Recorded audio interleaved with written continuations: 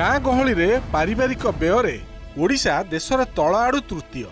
ग्रामीण परिवार मासिक हाराहारी खर्च मात्र 3357 टंका अर्थात गाँव कौनसी 4 ରୁ 5 जणिया परिवार दिनकू खर्च मात्र 112 टंका। ता माने जणे दिनकू 20 ରୁ 25 टंकार जीवन जीउछंती। सद्य प्रकाशित हाउस होल्ड कंजप्शन एक्सपेंडिचर सर्वे 2023-24 रु मिली एमिति चिंताजनक तथ्य। केंद्र परिसंख्यान मंत्रालय पक्षरु प्रकाशित ए तथ्य कहूछि ओडिशार खाली गाँ गहली नुहे सहरांचल रे मध्य समान अवस्था।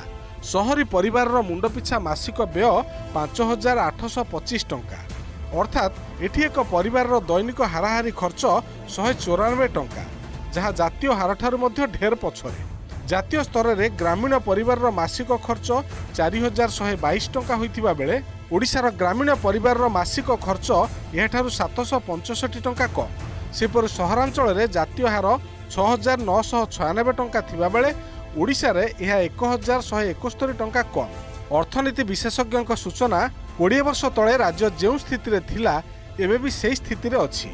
एठी राज्य प्रगति करुछि किंतु जनतांक पई प्रणय योजना केवल बांटीबा उद्देश्य रे हेउथुवारु दारिद्र्य स्थिति जथा पूर्वं तथा पर माने आमे 20 वर्ष धरी जहा थिले हमर से आमे अछि किछि परिवर्तन हेइ नै राज्यर माने गरीब लोक मानकर हम को होछि। छत्तीसगढ़ सभा तळे अछि ता उपरे झारखंड अछि ता उपरे हमर ओडिशा अछि तम तळ आडू 3 नंबर रे अछि। एटा नुहे जे लोकन पार पैसा अछि लोक खर्च करू नांती।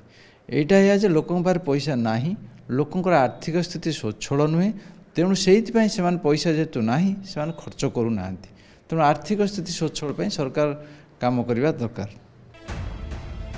तेणे household consumption expenditure survey कहूछि देशर ग्रामीण परिवार खाद्य मासक हाराहारी 1939 टंका खर्च करुवा बेले सहरांचल में यह 2776 टंका रही।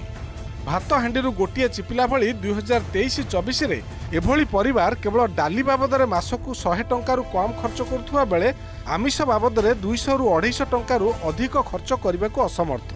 पिलांक पाठपढ़ा मेडिकल खर्च यातायात घर भड़ा और कपड़ा समेत अन्यान्य समस्त खर्च बाबद ग्रामीण परिवार 2183 टंका खर्च करुवा बेले सहरांचल में यह 4220 टंका रही। अर्थनीति विशारदों कहवा कथा लोकंकर मुंड पिछा आय बढ़ाइबा दरकार दक्षता विकास सह सेमानकु रोजगार जोगाइबा दरकार। आमर जेहेतु आय कम तेणु आमर मध्य करेस्पोंडिंगली व्यय कम आमर पर कैपिटा इनकम बढ़िबार अछि। आमर लोक माने अधिक काम करिवे कार्य करिवार क्षमता बा स्किल डेवलपमेंट संगे संगे रोजगार मध्य सुविधा रहिबार अछि। आमको गोटे ढांचागत परिवर्तन दरकार एवं जो आमर जो रैम्पेंट करप्शन अच्छी जो पैसाटा ठीक लोकों पाखे अनेक समय पहुँची पारु नहीं ताकु मध्य आमे विशेष ध्यान देवा दरकार। ओडिशा रे एबे बीजेपी रो डबल इंजन सरकार तेणु राज्यवासी आय वृद्धि पाई सरकार क्यों सब रणनीति अपनाउछंती एबे ता उपरे नजर। भुवनेश्वर कैमरा पर्सन प्रशांत साहू कपिलेंद्र प्रधान को रिपोर्ट ओटीवी।